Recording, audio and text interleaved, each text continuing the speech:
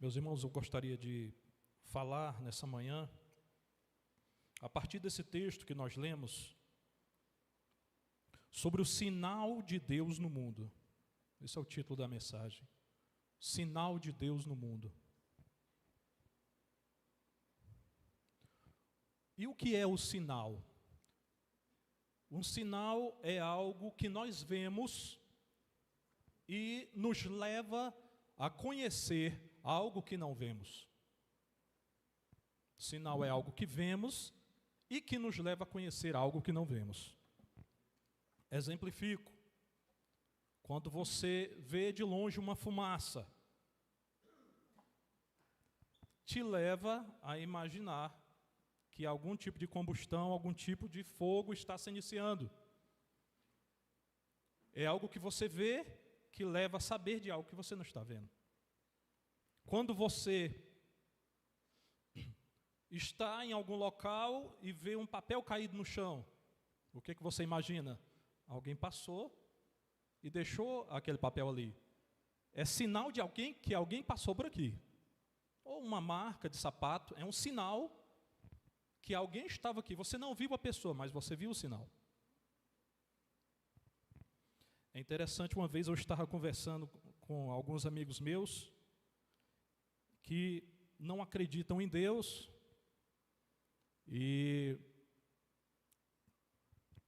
ele falando, nossa, que casa bonita, né? Arquitetura, tal, vendo um programa na TV, arquitetura moderna, linhas retas, ok. Alguém fez essa, eu perguntei, quem será que fez, né? Quem foi o arquiteto que fez? Não, tem muitos arquitetos, a arquitetura moderna agora está em alta, né? Aquelas linhas retas. Eu falei, eu também acho muito bonito. E aí eu fiquei imaginando, né? O ser humano, quem fez? Não, saiu do nada. Saiu do nada, apareceu. Aquela árvore apareceu do nada. Não importa. Porque hoje em dia ninguém quer fazer essa pergunta. A ciência não faz essa pergunta.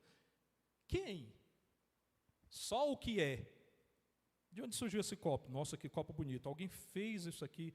É uma arte muito bonita no vidro. Eu gosto bastante. Surgiu do nada? Não. É sinal de que alguém fez isso aqui. Então, sinais. Deus usa de sinais? Muitos sinais. No nosso culto também a Deus nós usamos de sinais. Não é isso? A cor, as velas, a luz que representa Cristo, a luz do mundo, a água para o batismo, né? As flores, tudo isso aqui são sinais e até mais profundo, um simbolismo. O simbolismo é mais profundo do que o sinal. Então Deus usa sinais na história que remetem a algo maior, que remetem a algo mais profundo. E a partir da proclamação desse texto que foi lido hoje, eu quero refletir como o povo de Israel foi chamado a se tornar sinal de Deus no mundo. Verso 4 diz o seguinte: viste o que fiz aos egípcios? Esse verso está dividido em 3 partes. Viste o que fiz aos egípcios? Ele está falando de quê? Dos sinais. Daqueles sinais lá do Egito, terríveis. A segunda parte, como vos tenho trazido sobre as asas da águia? Quer dizer, a proteção ao longo do caminho, o mar que se abre e passa até chegar ao monte. Terceira parte diz, sobre as asas da águia, para junto de mim. Te libertei, te trouxe para mim. Então nós vemos aí uma libertação, como Deus fez uma libertação com o povo de Israel. Esse ano, no ano de 2023,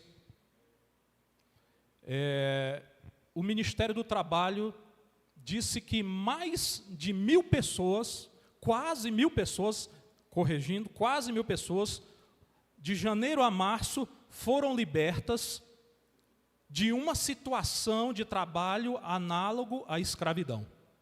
Isso de janeiro a março desse ano.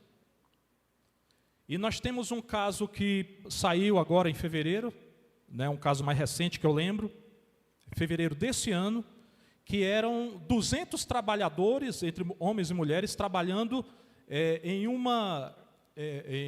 no Rio Grande do Sul, na Serra Gaúcha. 200 pessoas, numa vinícola, exatamente. 200 pessoas foram libertas. E ali, quando eles deram a informação, eles disseram que as pessoas trabalhavam de 5 da manhã às 8 da noite, sem intervalos. Sem intervalo.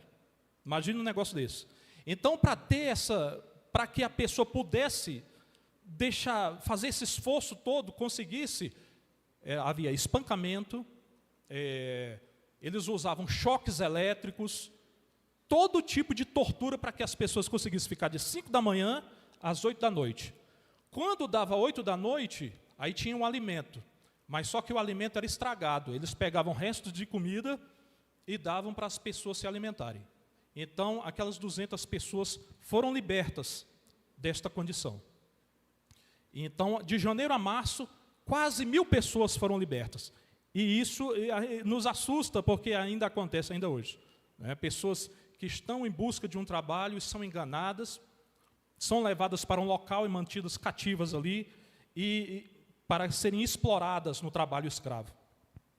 E o texto que nós estamos aqui, ele também fala de uma escravidão e de uma libertação. Quando o povo de Israel, a família de Jacó se estabelece no Egito, o povo de Israel começa a crescer, começa a se multiplicar, é frutífero. Então, em determinado momento, aquele faraó que não conhecia a família de José, os israelitas, ele morre e vem um outro faraó, que não sabia da história, não se conhecia, e vê o povo de Israel se multiplicando cada vez mais, cada vez mais. De forma que quando ele olhava, parecia que havia mais israelitas do que egípcios. E aquilo ali começou a preocupá-lo como governante, como administrador da sua terra, ele começou a temer. Então, o que ele decidiu fazer? De N possibilidades que ele poderia ter feito, ele resolveu: vou subjugar esse povo. Vou levá-los a uma condição de escravidão, vou tentar subjugá-los, controlá-los, porque senão eles se voltarão contra nós e são mais fortes do que nós, e nós vamos perecer. Foi isso que ele pensou. Então ele começou ali a colocar pessoas para controlar o povo e levá-los a fazer um trabalho exaustivo, trabalhar nos seus monumentos, nas suas obras, nas obras públicas. E junto com isso, ele começou uma política de infanticídio, a matar os machos recém-nascidos. Diante daquele sofrimento, o povo de Israel, angustiado, começou a clamar, lembrar do Deus de Israel, e clamar e pedir a Deus socorro, libertação, precisamos de ajuda. Eles não conseguiam se livrar daquela situação. Deus ouve aquela situação, Deus ouve o clamor e vê o que eles estavam passando, como eles sofriam debaixo do chicote. Então Deus chama Moisés e Arão e fala para eles: olha, vão até Faraó e digam para eles soltarem o povo para que eles venham, libertarem o povo para que eles venham me adorar e celebrar a mim no deserto. Moisés e Arão, resumindo a história, se levantam, tem todo um contexto, tem toda uma história bem maior, vão até Faraó, e Faraó diz: não conheço esse seu Deus, não sei quem é, e não vou deixar o povo sair daqui.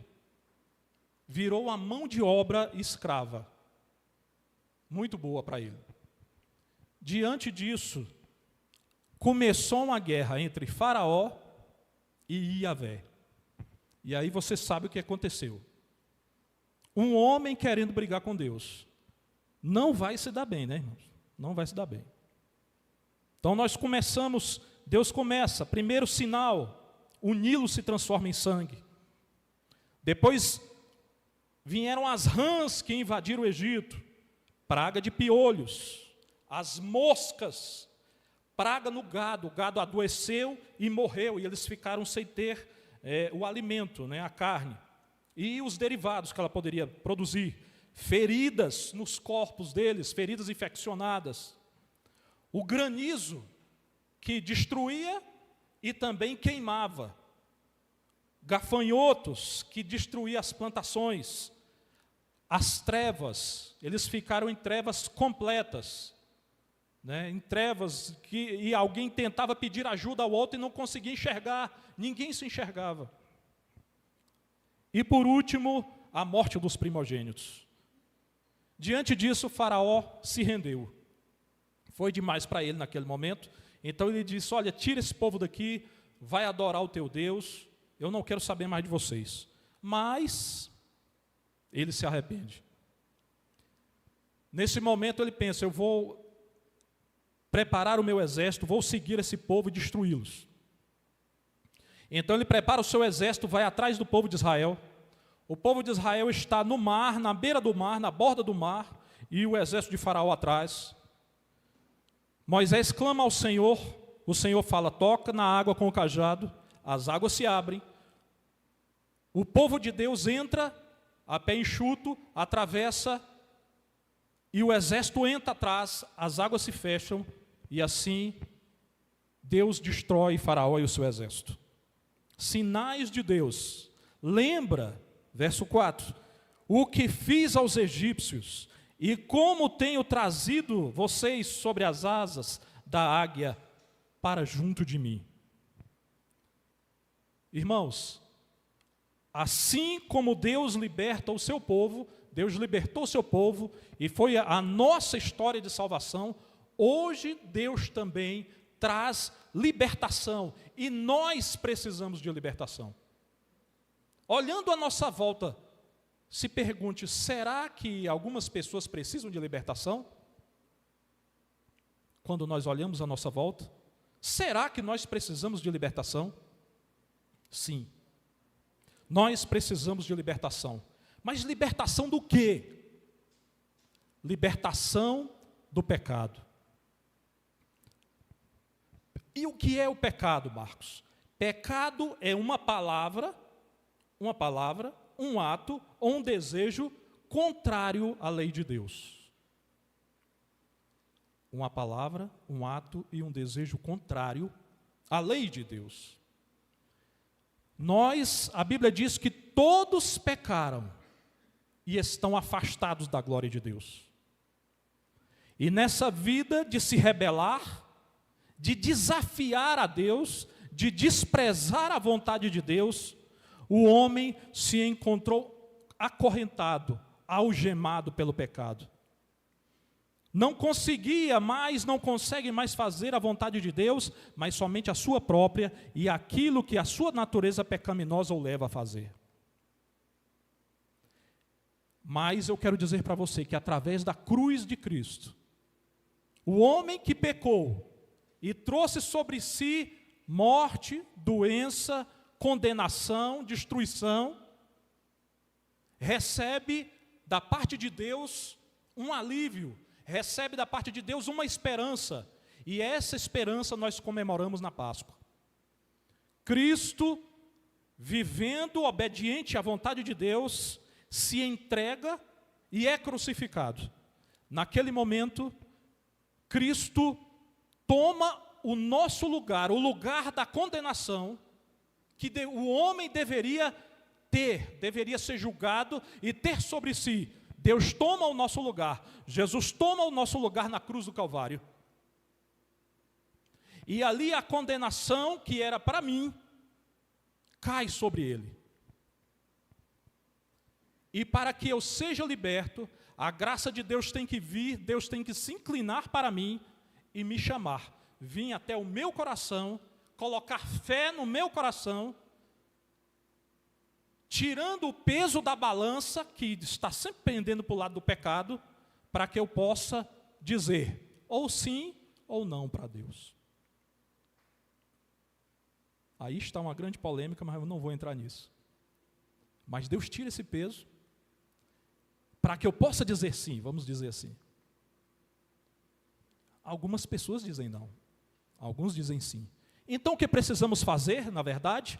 Crer quando olhamos para a cruz de Cristo, Cristo ali na cruz, saber que Deus fez aquilo ali por mim. Senhor, tu fizeste isso por mim, porque eu estava escravizado no pecado, dominado pelo pecado, pela morte, pelo diabo, e tu pagou a minha condenação, e agora tu vem até mim com a tua graça, e eu creio em ti. Eu creio na obra que tu fez da cruz. E quando nós cremos, confiamos em Deus e entregamos a nossa vida a Ele como nosso Salvador, como aquele que nos ama, como aquele que fez, pagou a condenação para que eu pudesse ser livre, nós temos então a liberdade. Aí está a nossa liberdade. Mas, trazendo aqui o texto, para que nós possamos dialogar com o texto, houveram sinais, os sinais que eu falei, os 10 sinais, eles vêm até o mar, não é assim? Deus abre o mar, o povo passa. Os teólogos, eles dizem que a verdadeira liberdade da escravidão foi no momento que eles passaram pelas águas. Até aquele momento, os egípcios poderiam escravizá-los, não poderiam? Ainda com os sinais, Faraó não desistiu. Se Deus não tivesse interferido ali, eles seriam capturados novamente. Então a verdadeira libertação foi quando o escravizador foi morto nas águas. E o povo de Israel passou pelas águas. Esse foi o momento de libertação. Então o mar, ele prefigura, ele aponta para quê? Para o batismo. Ele aponta para o nosso batismo. 1 Coríntios 10, 2, Paulo diz: e todos foram batizados em Moisés, na nuvem e no mar. Naquele momento das águas, passar as águas, prefigura o batismo. Porque quando a graça de Deus vem até mim, e eu digo, sim, Senhor, eu quero te servir, eu creio no teu amor e eu quero, você tem que expressar essa fé. Não adianta só você dizer, não, Jesus é bom, fez isso aí por mim, ok, vou aqui continuar vivendo a minha vida do jeito que eu quero. Isso não adianta. Eu preciso expressar, não é assim? Se eu creio que essa água aqui é refrescante, vamos supor que eu creio que essa água é muito boa, o que eu vou fazer? Bebê-la. Mas vamos supor que eu creio que essa água está envenenada. Eu vou bebê-la? Não vou. Então, a partir do que eu creio, eu ajo. A partir daquilo que eu acredito, eu faço. Não é assim? Todos vocês vivem as suas vidas de acordo com aquilo que vocês acreditam que seja verdade. E assim vocês agem. E assim vocês fazem aquilo que vocês acham que é melhor. Porque vocês creem. Então, primeiro você crê e depois você age. Então, primeiro nós cremos em Deus e então somos batizados. Deus se inclina para nós. A fé entra no nosso coração e nós expressamos essa fé através do batismo. Por quê? Porque é mandamento de Cristo. Porque é sinal de perdão dos pecados, de morte para uma nova vida. Quando Cristo desce as águas do batismo, ele estava prefigurando também a sua morte na cruz e quando ele sai, a sua ressurreição. Por isso nós somos batizados. No batismo, não há só um sinal, algo vazio, algo que não tem significado, não. Verdadeiramente nós somos salvos através do batismo. Não é algo vazio. Deus simplesmente usa a água, algo visível para você, algo visível para mim, e quando essa água é derramada, a graça de Deus vem sobre a minha vida, o perdão dos pecados vem sobre a minha vida, e eu sou limpo, lavado, regenerado, purificado para uma nova vida. Agora nasço de novo para seguir a Cristo. Então, o que eu quero trazer com isso, que você que está aqui, aqueles que me ouvem, receba a graça de Deus, a fé mediante a minha pregação, mediante a proclamação das Escrituras aqui hoje, mediante a reflexão dessa proclamação, creia em Jesus, seja batizado e liberto do pecado e da morte, e siga o caminho de Jesus. Verso 5 diz: e agora, pois, se obedecerdes à minha voz e guardardes a minha aliança, sereis o meu povo particular entre todos os povos. Toda a terra é minha. Então Deus quer ter agora um acordo, fazer um acordo com eles. Deus vem até eles e quer fazer um acordo. Ele tem uma proposta para eles. Eu estava lendo alguns casos jurídicos, questões jurídicas, que foram acordos que foram feitos entre partes e foram acordos mal feitos, vamos dizer assim, que uma das partes não tinha muita vantagem, mas que foram feitos e as pessoas foram processadas por isso. Então eu achei um caso em 2011 nos Estados Unidos, em que o sequestrador,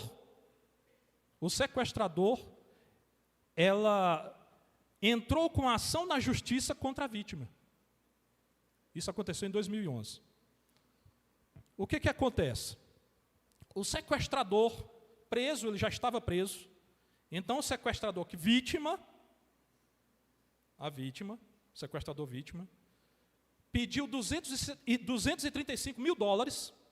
Por quê? Porque as vítimas lá, malfeitoras, não ajudaram ele a fugir da polícia. Esse foi o acordo que eles fizeram. Eles estavam ali amarrados, presos, vocês vão ter que me ajudar a fugir da polícia, ok? Esse é o acordo. Como as vítimas não conseguiram fazer isso, e ele foi preso, ele processou as vítimas, mas em malfeitoras, e pediu uma indenização de $235 mil. Pense num acordo desse. Não dá, né? Então, algo mais próximo de nós aqui. Em 2020, eu creio que seja a Secretaria de Saúde ali do estado do Maranhão, fez uma compra. Foram 70 aparelhos de respiradores, porque nessa época havia muito problema, pessoas com necessidade, né, de oxigênio, de respiradores, e precisava de uma respiração mecânica, que as pessoas não conseguiam respirar. Então, a Secretaria de Saúde do Estado do Maranhão fez uma compra de 70 respiradores. Ok, até aí tudo bem. Então, qual foi o valor que foi pago a duas empresas? Foi feito um acordo, então, entre o governo do Estado e empresas particulares. Olha aí o acordo. 70 milhões por 70 respiradores. Certo. O dinheiro foi repassado, os 10 milhões, só que os respiradores não vieram para o lado de cá. O dinheiro desapareceu. Estão procurando as empresas. Quando a CGU começou a procurar o que havia acontecido, descobriu que o respirador que era para custar 70, na época da pandemia, 2020, 70 mil, um respirador, que já é um preço alto. Ele já havia valorizado pela busca. Foi cobrado 200 mil em cada um. Então, aí você já vê um problema de um lado e o problema do outro, nesse acordo. Quem saiu perdendo? A população. Né? As pessoas que precisaram do aparelho não teve. Então, o aparelho não foi entregue, a investigação viu o superfaturamento. Ok, e o que deu? Está engavetado aí, sem pressa. Está por aí. Acordos, você vê nesses dois casos, acordos em que as pessoas parece que querem tirar vantagem, né? Mal feitos, acordos que não beneficiam todas as partes. Quando Deus chama o povo, aqui no verso 5, vemos Yahvé desejando fazer um acordo com o povo. Agora, pois, se obedecerdes à minha voz, guardardes a minha aliança, sereis o meu povo particular entre todos os povos da terra. Então, ele quer fazer um acordo com o povo. Para que isso aconteça, o que o povo precisava fazer? Obedecer aos mandamentos e à aliança que estava se estabelecendo ali.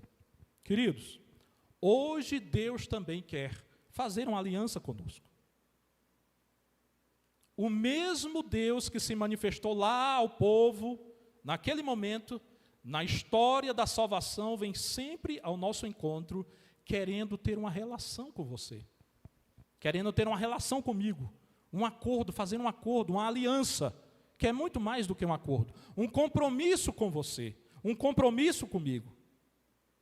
Então ele pede de nós, como eu disse, a confiança em Cristo, confiança nele, que nós creiamos que ele é o nosso Salvador, que ele entregou a sua vida por nós, e acreditemos nisso, que ele fez isso por amor a nós.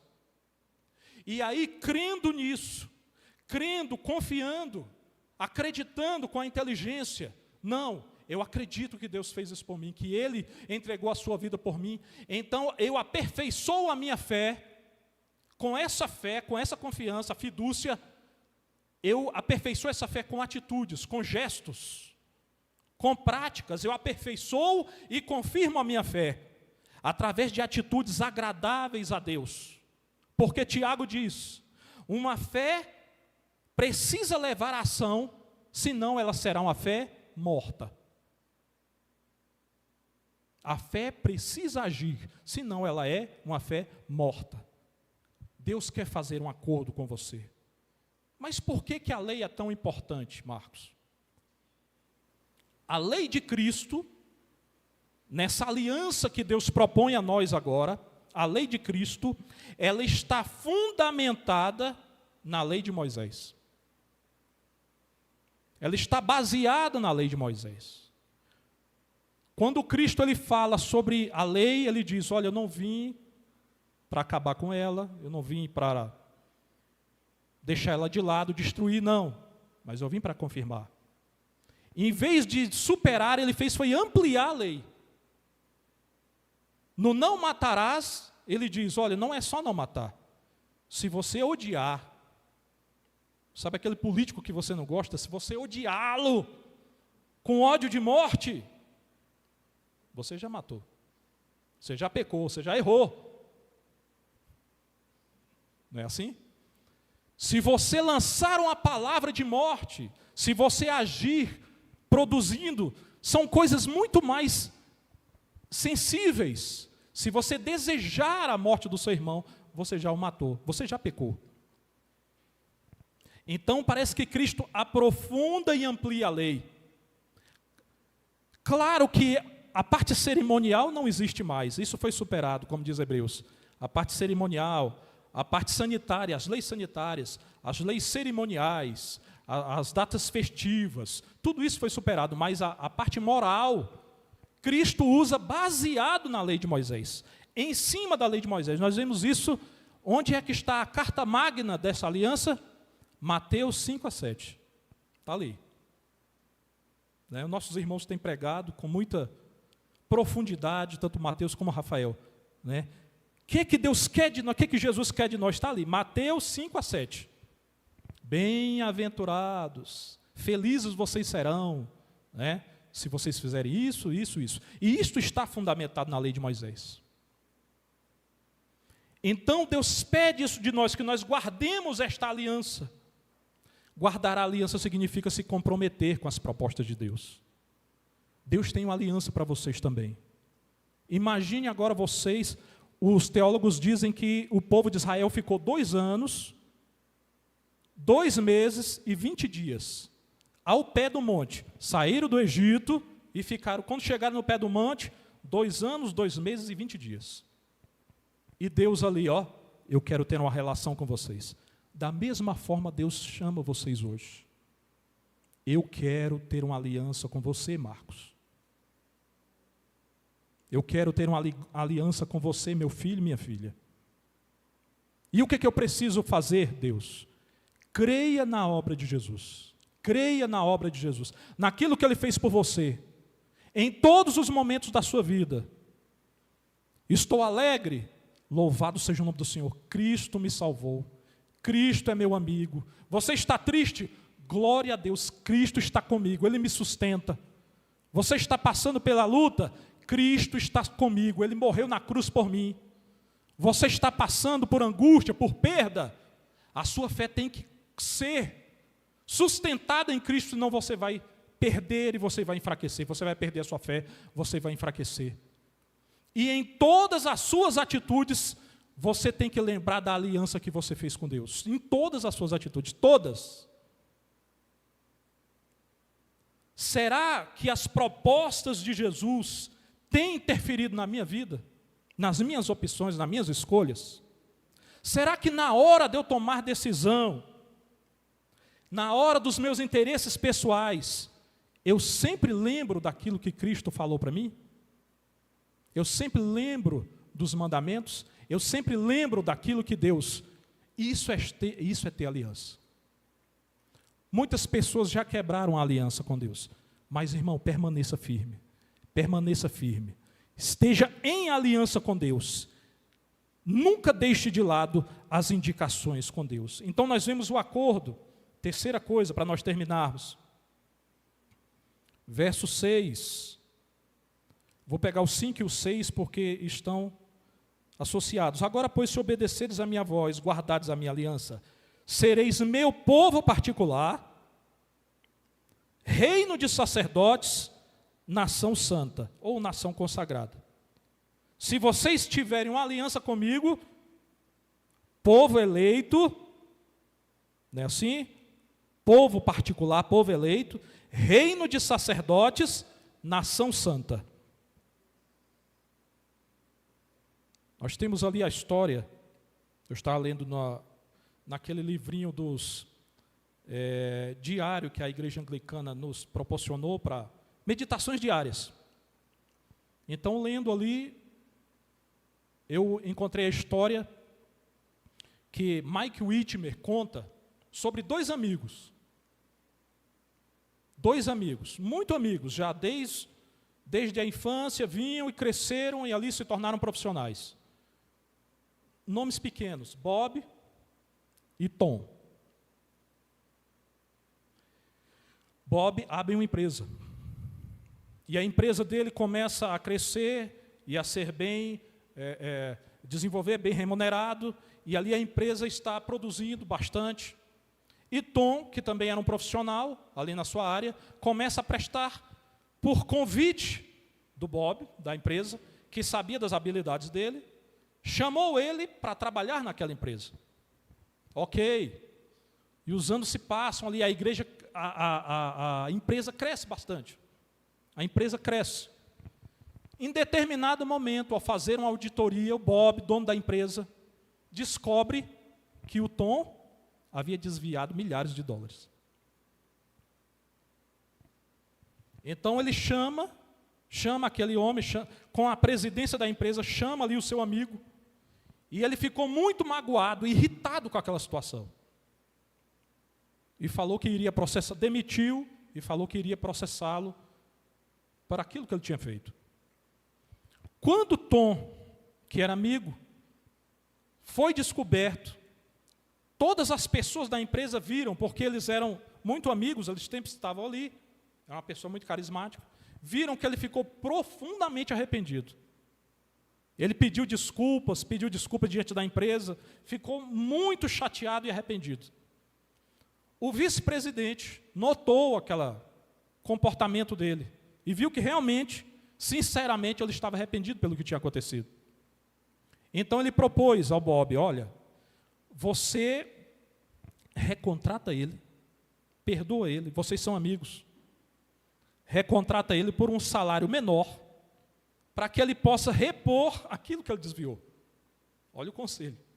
Você vai recontratá-lo e com o salário você vai dizer para ele, ó, parte do seu salário você vai repor a empresa. Você aceita?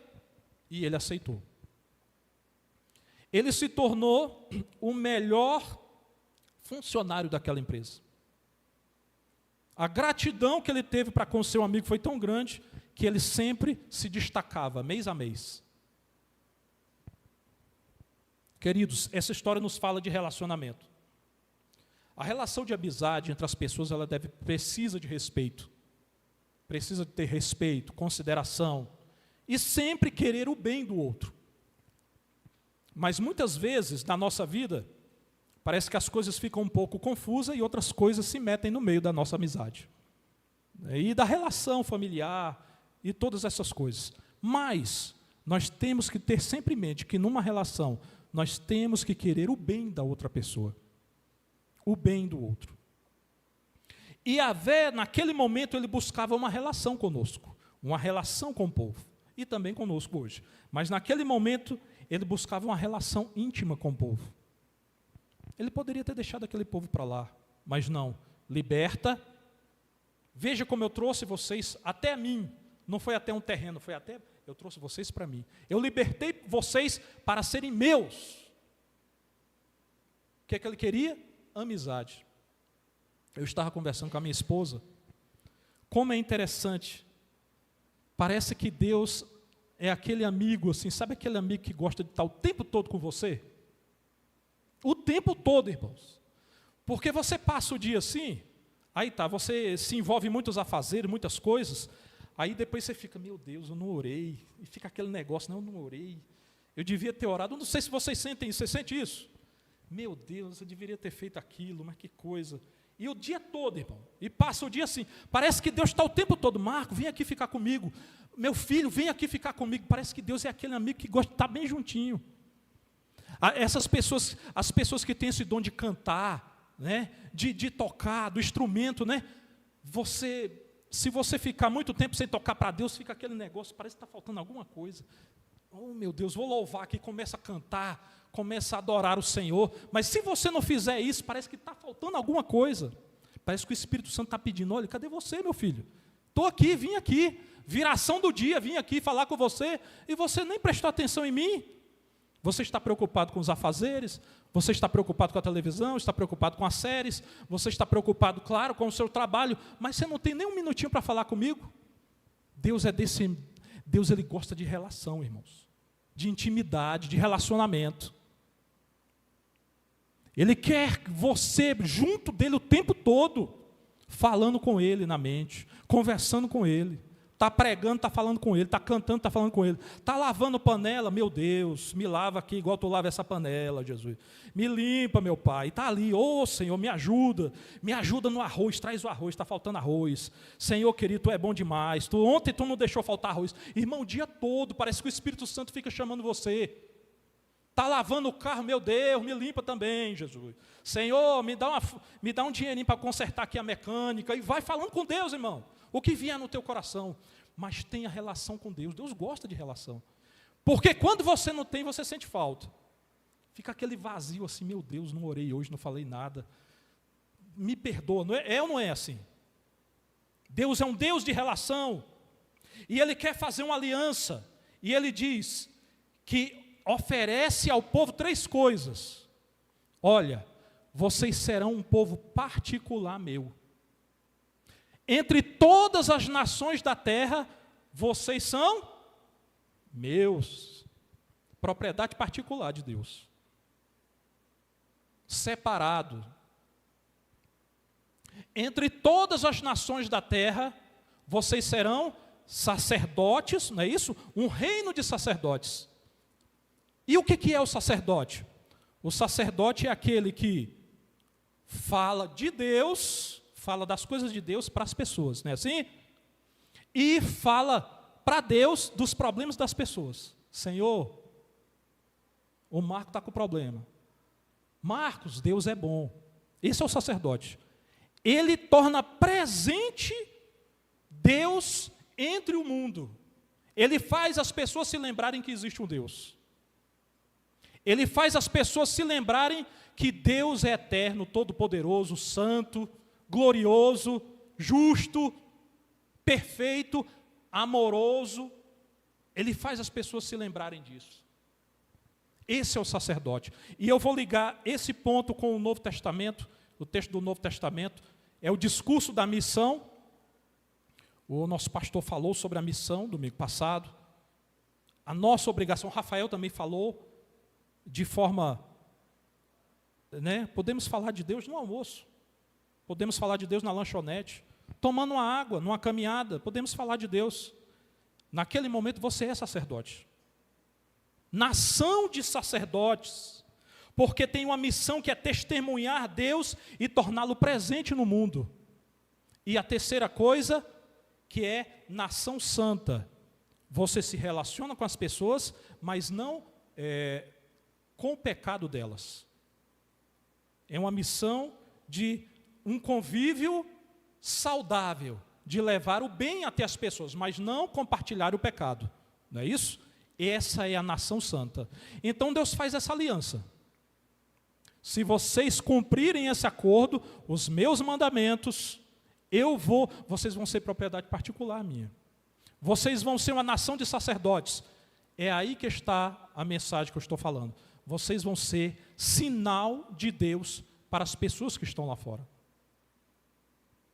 Vocês vão ser um povo, uma nação santa, consagrada, em que a sua vida não é influenciada pela cultura do mundo, mas você com a sua vida influencia, com a sua consagração influencia as pessoas. As pessoas olham para você e dizem, essa pessoa, ela tem um comportamento diferente. Se vocês tiverem essa aliança comigo, vocês vão ser eleitos, reino de sacerdotes e nação santa. Deus quer ter um relacionamento conosco e que sejamos um sinal de Deus no mundo. Queridos, quando nos arrependemos de nossos pecados, cremos em Jesus, nos batizamos, será que a partir daí nós temos tido a convicção, será que a partir daí nós temos tido a consciência de que agora você deve ser um sinal de Deus no mundo? O que é o sinal que eu falei? É algo que você vê, que revela algo que você não vê. Isso é o sinal. Como você pode ser o sinal de Deus no mundo? Consagrando a tua vida a Deus. Não tendo um comportamento como o comportamento da cultura mundana, moderna. Sendo um sacerdote, uma sacerdotisa de Deus, aonde você está? Fazendo as pessoas lembrarem que existe um Deus. Fazendo o bem, fazendo caridade, procurando perdoar, e tudo aquilo que Deus ensina, que Jesus ensina em Mateus, no livro de Mateus, capítulo 5 a 7. Você será propriedade exclusiva de Deus. Exclusiva de Deus. Amém? Será que a minha vida tem sido coerente com essa opção de ser um sinal de Deus no mundo? Será que o meu comportamento, na minha casa, no meu trabalho, onde quer que eu esteja, tem sido um sinal vivo de amor e de bondade entre as pessoas? Será que eu tenho sido um sinal de Deus no mundo? Ou não? Nós sabemos que Deus cobrou bastante o povo de Israel por isso. Porque eles se ensoberbeciam pelo fato de serem um povo de Deus, mas ao mesmo tempo eles guardaram isso só para si. Não levaram esse Deus para outras nações. Não falaram de Deus para outras nações, eles se fecharam. E até rejeitaram, na verdade. Então Deus trouxe isso para nós. Trouxe agora essa bênção exclusiva agora para todos os povos. Agora, todos que estão aqui na minha frente, que creram e foram batizados, vocês são uma nação, um povo de sacerdotes e sacerdotisas. Vocês devem ser o sinal de Deus, aonde vocês estiverem. Quando alguém olhar para vocês, no seu comportamento, eles têm que lembrar de Deus. Será que temos sido assim?